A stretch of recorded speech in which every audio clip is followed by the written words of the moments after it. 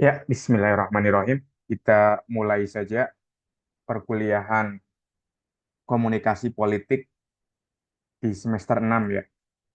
Kali ini saya tidak akan menjelaskan tugasnya, mungkin tugasnya akan saya jelaskan pertemuan kedua ataupun ketiga. Saya menjelaskan lebih ke arah bagaimana sih konsep dasar komunikasi politik. Tetapi saya akan mendiskusikannya gitu kan dengan melihat kasus perang Iran melawan Amerika Serikat dan Israel. Karena kan perang itu bukan hanya sekedar serangan tembakan rudal, bukan hanya serangan drone, bukan hanya adu kekuatan militer, tetapi sebenarnya perang itu juga berkaitan dengan komunikasi politik. Karena perang itu adalah bagaimana seorang pemimpin itu bisa menaklukkan hati masyarakatnya atau bisa menaklukkan atau bisa mendapatkan dukungan dari publik. Ketika dukungan publik itu bisa diderai, maka kemenangan nyata itu sebenarnya bisa didapatkan. Jadi kalah menang dan perang kalah kalah kalah ataupun menang di dalam peperangan itu bukan menyangkut berapa banyak jumlah korban tewas, berapa banyak istilahnya kehancuran yang bisa diratakan dengan tanah oleh misalnya oleh pihak musuh dan pihak lawan dan lain sebagainya, tidak demikian. Tetapi perang sebenarnya itu adalah bagaimana dia meraih dukungan ataupun meraih simpati, meraih opini publik yang luas sehingga dia bisa istilahnya itu menjadi hero sejati, bisa menjadi seorang pahlawan sejati bagi masyarakat yang dipimpinnya ataupun orang-orang yang melihatnya. Seperti kita melihat bahwa ketika perang Iran dan Amerika dan Israel itu kita kan bisa melihat bahwa fenomena di Indonesia itu netizennya, masyarakatnya itu akan memberikan dukungan ke arah mana, akan memberikan dukungan ke Iran atau memberikan dukungan ke Amerika atau tetap memberikan dukungan ke Israel. Dan itu kan bisa dilihat dari komentar-komentar di netizen, komentar-komentar di Instagram ataupun komentar-komentar di media sosial tentang bagaimana istilahnya itu arah perang tersebut itu bisa membelah opini publik di Indonesia, bukan hanya di Indonesia tapi di seluruh dunia. Biasanya ketika kita melihat kasus perang atau komunikasi politik dari suatu suatu kebijakan apapun termasuk perang itu biasanya paling sering adalah menggunakan teori agenda settingnya Malcolm and Shaw. Jadi teman-teman mungkin sudah belajar tentang teori agenda setting di teori ilmu komunikasi, tetapi kita bisa menerapkannya itu dalam perspektif politik gitu ya, dalam perspektif komunikasi politik. Termasuk di situ ada agenda setting, ada priming, kemudian ada framing. Jadi kita sebagai seorang intelektual, sebagai seorang mahasiswa ilmu komunikasi yang sudah belajar tentang ilmu komunikasi itu kita tidak boleh terjebak itu kan dengan agenda setting yang dimainkan oleh Donald Trump, agenda setting yang dimainkan oleh Mujtaba Khamenei, agenda setting yang dimainkan oleh Benjamin Netanyahu, tetapi kita harus bisa melihatnya itu dalam konteks yang lebih kritis gitu ya. Lebih kritis dasarnya itu apa? Analisis. Dasarnya itu kita bisa menganalisis, analisis bukan hanya berbasis kepada intuisi, intuisi atau ideologis karena saya Islam, saya Kristen, saya Katolik gitu, bukan hanya berdasar itu tetapi berdasarkan subjektivitas yaitu yang berbasis kepada ilmu pengetahuan, berbasis kepada sains gitu. Seperti apa? Seperti apa ini kan gambarnya antara Trump ini. Jadi agenda settingnya itu yang terbaru yang tadi saya baca itu bahwa Iran itu selalu mengklaim bahwa dia gitu kan bahwa Iran itu kan adalah memiliki hak untuk selalu membela diri karena mereka adalah negara yang pertama diserang kan. Pertama serangan kan 28 Februari itu Februari yang lalu ya. Jadi udah hampir 1 bulan. Jadi ketika negara yang diserang, gitu kan negara sekarang, maka dia akan melawan. Tetapi dalam kenyataannya Iran itu melakukan defensifnya itu dengan cara yang berbeda. Defensifnya itu dengan cara apa? Mengirimkan rudal balistiknya ke Israel, mengirimkan rudal balistiknya ke Riyadh, gitu kan? Ke Riyadh, kemudian ke Qatar, Oman, kemudian Uni Emirat Arab, bahkan ke Jordan, bahkan ke Irak. Jadi istilah defensif gitu kan ya, istilah defensif gitu kan, exercising its elemental right of self defense. Self defense itu sudah istilahnya mengalami pergeseran makna gitu kan, pergeseran makna. Kalau dulu gitu kan, kalau dulu mungkin orang orang dulu melihat bahwa self defense itu ketika saya dipukul maka saya akan menangkis, ya kan? Seperti misalnya Iran. Kenapa Iran itu tidak ada, jarang ada berita sampai sekarang itu ketika ada serangan serangan apa? Serangan pesawat udara F-35, F-16 dan lain sebagainya. Iran kok kenapa jarang sekali meluncurkan ini apa istilahnya apa ya, self namanya itu sistem pertahanan udaranya itu kok tidak menyerang istilahnya tidak menarget secara serius atau secara kontinu berkelanjutan kepada pesawat-pesawat Israel maupun pesawat Amerika yang masuk ke wilayah udaranya.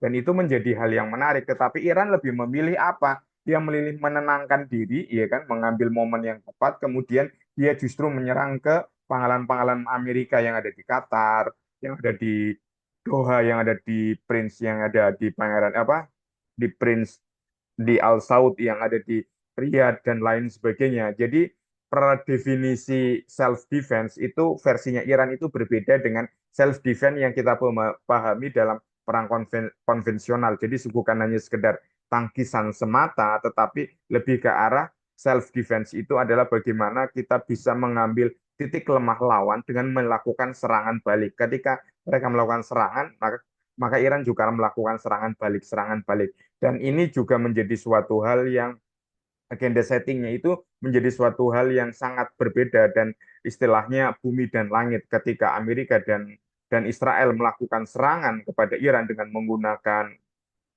apa istilahnya pesawat udara F-35 dengan biaya yang sangat mahal, satu rudalnya itu $1 juta sampai $500.000.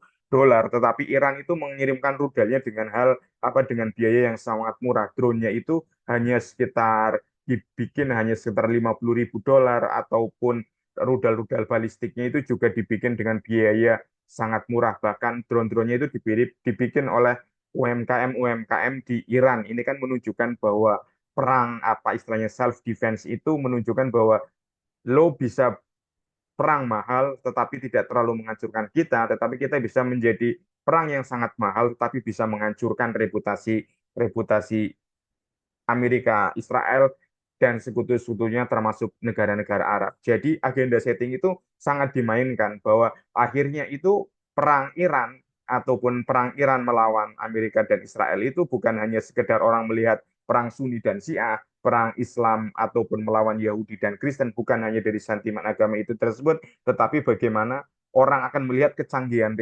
teknologinya. Mereka Amerika dan Israel hanya menggunakan teknologi yang apa konvensional, pesawat, rudal yang ditembak dari kapal, dari pesawat, kemudian apa sistem-sistem pertahanannya itu TED, kemudian Patriot yang berbasis sangat mahal dan istilahnya tidak apa ya bolak-balik kecolongan gitu kan ya, bolak-balik kecolongan karena drone-nya kan bisa masuk ke wilayah teritorial Israel, ke Arab dan lain sebagainya. Jadi orang akan melihat bahwa oh saya akan berpihak kepada Iran karena Iran itu adalah negara yang diserang tetapi dia bisa menunjukkan perlawanan yang lebih masif itu kan karena bisa melancarkan perang yang modern ya kan, perang modern dengan drone, dengan rudal balistik, dengan biaya yang lebih mudah, dengan teknologi yang canggih, dan mereka adalah bangsa besar yang tidak mudah ditaklukkan. Tetapi bagi para pendukung Israel, bagi pendukung Amerika atau pendukung-pendukung negara-negara Arab, Iran, ya apa pendukung-pendukung negara Arab yang bermazhab Sunni itu tetap melihat bahwa Syiah itu merupakan istilahnya kelompok yang sesat yang langsung dihancurkan karena memiliki senjata nuklir dan menjadi apa istilahnya kekuatan yang bisa menjadi benalu di Timur Tengah. Jadi agenda-agenda setting itu sebenarnya sudah benar-benar apa istilahnya ya disusun untuk menguatkan kerangka konsep bahwa perang ini atau perang narasi ini harus dimenangkan oleh siapa, dan Iran pun memainkan peran tersebut dan Amerika, Israel, dan negara-negara Arab pun juga memainkan peran tersebut. Ketika perang narasi itu bertempur di media sosial, bertempur di media massa, publik akan menilai dan publik bisa menilai menilai bahwa saya akan berpihak ke Iran, saya akan berpihak ke negara-negara Arab, saya akan berpihak ke Israel ataupun berpihak ke Amerika. Dan pemenangnya itulah mereka yang akan mendominasi suara di media sosial. Kemudian agenda setting ini kita bahas teorinya setelah kita membahas studi kasusnya. bahwa ini adalah berkaitan dengan umumnya itu adalah isu-isu yang berkembang. Isu-isu agenda setting itu umumnya adalah bagaimana media, ya terutama bisa koran, online dan lain sebagainya itu kan memilih isu, memilih angle, memilih pemberitaan, memilih apa ya istilahnya, memilih peliputan yang mengutamakan keberpihakan. Kita ketahui banyak media-media yang sudah sudah klaim gitu ya, sudah mengasosiasikan dirinya. Misalnya ketika saya sering menonton TV One ataupun saya lihat medsosnya TV One lebih mengarahkan bagaimana kelihatannya itu agenda settingnya itu lebih berpihak kepada Iran, ya kan? Ketika saya baca Sindo News ataupun di grup MNC itu kelihatannya juga mengarahnya ke arah berpihak kepada berpihak kepada Iran dan jarang sekali itu ya kan di media di Indonesia itu yang mengarah berpihak kepada Amerika ataupun Israel ataupun negara-negara Arab karena bagaimanapun itu ikatan apa ya ikatan antara penjajah dengan dijajah itu menjadi sangat kuat di Indonesia seperti itu dan hal yang menjadi penting juga bahwa agenda setting yang dimainkan itu umumnya itu untuk menunjukkan berbasis kepada konsumennya, konsumen media tersebut. Misalnya ketika apa ya, ketika ketika dia media itu berada di Amerika ya umumnya cenderung pro Amerika. Kalau di Indonesia bisa aja 50-50. Kalau media-media di Arab itu cenderungnya ya akan berbasis pada self national interest-nya mereka. Selain agenda setting, yang paling penting adalah priming. Ini ada riset yang dilakukan Zakaria Amari di Al Jazeera Institute itu dia menekankan bahwa Donald Trump, ya kan? Donald Trump itu lebih menganggap perang melawan Iran yang dilakukan bersama dengan Israel dan negara-negara Arab adalah perang moral ya, kurang perang agama. Dia sering karena Donald Trump adalah pemimpin yang berbasis populis. Kita tahu pemimpin populis adalah pemimpin yang menggantungkan menggantungkan dukungan kepada politik sayap kanan, terutama orang Kristen konservatif kalau di Amerika, kalau di Indonesia adalah para pemeluk-pemeluk Islam yang sangat taat lah kalau dalam demikian demikian. Jadi mereka Donald Trump itu akan bermusuhan dengan pastinya Partai Demokrat yang berbasisnya kepada sosialis Demokrat ya, sosialis karena mereka Demokrat itu ada kelompok sosialis kiri yang mereka dipimpin oleh Bernie Sanders dan kawan-kawan yang selalu istilahnya mengrongrong ataupun mengkritik berbagai kebijakan Trump. Kenapa Trump menganggap ini sebagai perang moral, sebagai perang suci? Karena bagaimanapun ketika perang itu dikaitkan dengan agama, itu akan mudah untuk mendapatkan dukungan dibandingkan perang itu hanya berbasis kepada teknologi. Lagi-lagi ini kan primingnya itu seperti apa? Padahal kita tahu Amerika adalah negara yang sekuler, berbeda dengan Israel ya. Kalau Israel itu negara-negara ya, Jewish, di negara-negara memang Zionis yang basisnya itu memang akarnya kepada Yahudi. Kenapa ini moral menjadi sangat penting? Karena moral itu kan berkaitan dengan benar dan salah. Jadi menganggap bahwa Iran itu adalah yang salah, Amerika dan Israel itu adalah hal yang benar gitu. Dengan demikian, framing itulah tujuannya untuk mendapatkan apa yang disebut itu dengan dukungan massa, dengan dukungan opini publik. Karena dengan opini publik bisa didapatkan, maka framing itu menjadi suatu kemenangan. Kalau secara teori itu, kayak ini ya teori yang paling terkenal, yang Gandalf-Klinder itu teori lama, tetapi masih banyak dipakai, bahwa priming refers to change of standard of people used to make political evaluation. Jadi ketika priming itu orang itu apa ya cenderung untuk membuat suatu apa ya evaluasi politik. Jadi evaluasi politik itu dengan tujuan apa? Tujuan untuk mempengaruhi information processing. Jadi orang itu akan apa ya berubah pikiran. Orang itu akan, oh ini menyangkut perang agama, jadi saya akan berpihak kepada Sunni karena saya adalah ahlu sunnah wal jamaah. Berarti maka saya akan berpihak ke negara-negara Arab. Negara-negara Arab itu tentunya adalah didukung oleh Israel dan Amerika.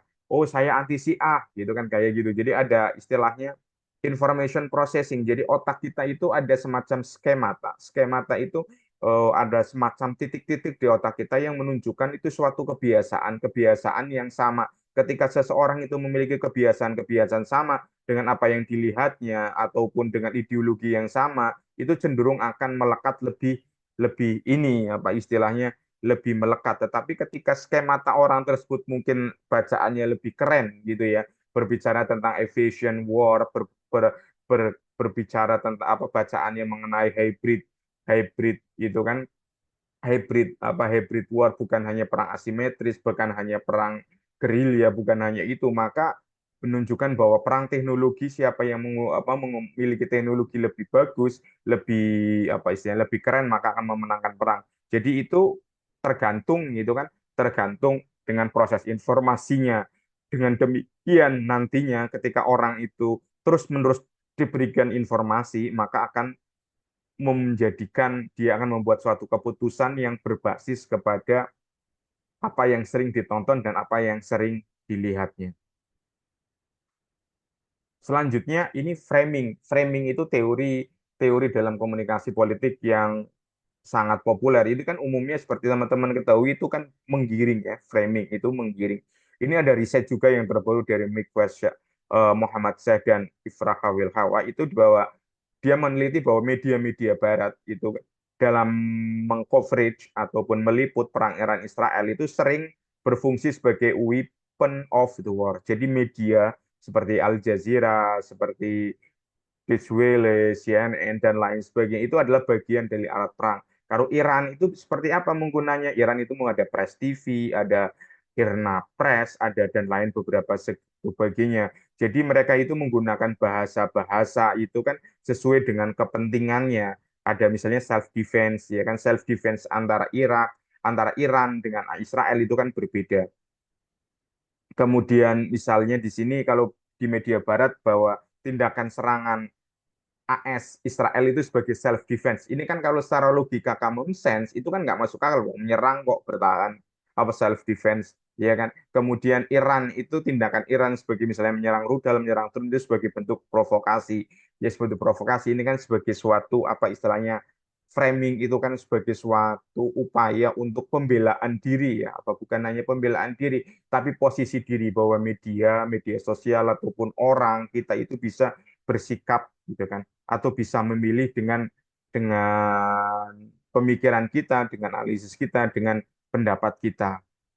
Di dalam framing itu umumnya itu tujuannya itu mengurangi kompleksitas of isu. Jadi isunya itu di, di apa istilahnya ya, dipotong-potong dengan menjadi lebih sederhana, menjadi simpel sehingga lebih lebih mengena dan lebih terukur. Kemudian kalau framing dalam pendekatan makronya itu bertujuan untuk mempengaruhi itu kan, tujuan untuk mempengaruhi audiens, dengan mempengaruhi audiens dengan menghadirkan informasi yang benar-benar apa benar-benar kredibel, benar-benar nyata. Dan framing ini tuh benar juga dilakukan oleh Iran ataupun Israel. Misalnya itu ya, misalnya di Iran itu kan menangkap sampai berapa ya 3.000 orang atau apa yang dianggap memiliki afiliasi dengan Israel Mossad karena memfilmkan serangan Israel dan Amerika yang menghancurkan banyak bangunan, kilang minyak dan difilmkan orang-orang yang memfilmkan itu diupload gitu kan di media sosial dan itu menjadi konsumsi publik di seluruh dunia dan orang-orang ditangkap karena itu dianggap sebagai upaya membocorkan rahasia negara dan merugikan Iran. Bukan hanya Iran aja, tetapi itu di negara seperti Qatar, Arab Saudi, kemudian terutama Israel itu melarang bahkan menghukum sampai 5 tahun jika ada warganya itu memfoto fasilitas publik yang rusak kecuali atas izin pemerintah Israel ya. Kalau izin seperti di Iran itu atas izin. Jadi boleh kalau ceritanya ceritanya orang-orang jurnalis ataupun orang-orang yang ada di Iran ataupun cerita yang di Israel. Jadi orang-orang tersebut itu istilahnya wartawan-wartawan itu diperbolehkan mengambil foto itu kan berdasarkan ada namanya press calling ya. Jadi ada panggilan press. Jadi diperbolehkan mengambil foto di sini dari jam sekian ke sekian. Mengambil misalnya yang paling sering difoto itu adalah misalnya serangan ke sekolah, serangan ke apa namanya ke universitas, serangan ke mana. Tetapi kalau serangan ke fasilitas militer itu benar-benar dilarang dan lain sebagainya. Jadi ada pembingkian informasi itu bahasa halusnya itu kan framing. Tetapi kalau di dalam bahasa kasarnya itu disebut dengan istilahnya pelarangan atau censorship. Censorship itu tujuannya untuk mengendalikan informasi karena informasi yang beredar di masyarakat itu harus informasi yang dikendalikan negara agar menentukan siapa yang sebenarnya pemenangnya. Jadi dengan berdasarkan agenda setting, priming dan framing tersebut, maka kita kita sebagai seorang apa ya intelektual kita akan tahu dan kita tidak mudah istilahnya tidak akan mudah terhua-hua ataupun terkejut dengan informasi-informasi yang ada karena kita bisa membedakan bahwa semua informasi itu adanya disetting oleh pihak tertentu, dikamuflasekan oleh pihak tertentu, dimanipulasi oleh pihak-pihak tertentu sehingga kita tidak boleh terjebak. Bisa saja teman-teman juga secara profesional nanti sebagai seorang PR juga akan mendapatkan order seperti itu karena kan Israel itu membayar sampai miliaran dolar kepada Himbara itu kan Himbara itu semacam PR itu kan ya semacam PR agency yang untuk menunjukkan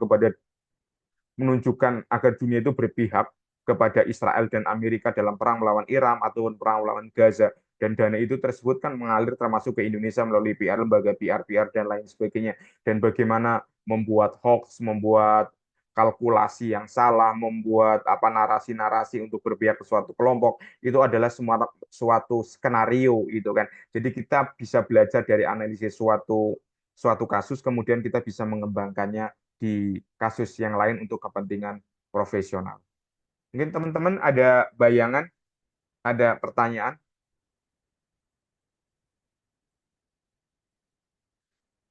Ini pengantarnya aja.